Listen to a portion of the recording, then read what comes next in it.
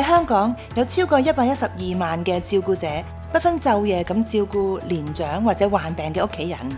佢哋承受巨大嘅壓力，經常感到好孤單，亦都好無助。就係因為咁，我哋香港理工大學護理學院就首創咗為照顧者而設嘅電子繪畫平台，畫出我心，讓照顧者可以利用佢哋嘅電腦啦、平板電腦啦，或者佢嘅手提電話去繪畫佢自己中意畫嘅畫，提升佢嘅精神健康，亦都可以經過呢個平台同其他照顧者聯絡。喺呢度仲有過來人擔任佢哋嘅組長，專業團隊去提供佢哋嘅支援，話俾佢哋聽一啲嘅求助嘅出口，令到照顧者隨時隨地都可以有一個喘息嘅機會，唔再感到孤單。我哋喺2023年展開咗為期2年嘅研究，驗證下呢個畫出我心嘅平台嘅成效。當中有792位嘅照顧者，佢哋分別係照顧體弱嘅長者啦、腦退化嘅患者啦，甚至殘疾人士參與呢個計劃。我哋嘅研究咧係將畫畫嘅人群咧分開2組，一組咧係畫畫比較多啲嘅，另外一組咧畫畫比較少啲嘅。咁我哋發現咧，畫畫越多嘅人咧，佢嘅抑鬱症狀啦、壓力啦同埋焦慮咧，都係明顯咁下降嘅喎。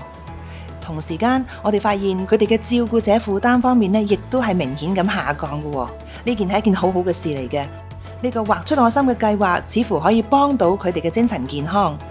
另外，我哋發覺畫畫越多嘅人呢，佢哋嘅家庭支援、朋友支援，甚至一啲其他重要嘅人嘅支援呢，明顯咁增加，證明呢個畫出我心嘅計劃可以幫助到照顧者打開心扉，令到佢哋更加願意揾人幫手，唔會變得孤立無援。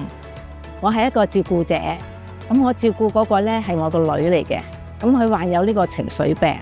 咁佢情緒呢好多時都有起伏嘅，令到我呢就好大壓力啦。咁連個睡眠質素呢亦都係好差嘅。我呢就中意畫畫嘅，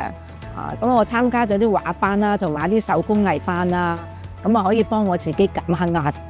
參加咗呢個畫出我心呢個計劃呢，我就發覺原來佢好多好處啊！因為佢係好方便，咁隨時隨地咧坐車啊，或者飲茶啊，我都可以攞出嚟咧畫下畫啊，輕鬆下減下壓咁樣。呢個電子繪畫平台咧，提醒我定時交畫啦，都好似提醒我自己定時放鬆自己，俾自己有一個放鬆嘅空間。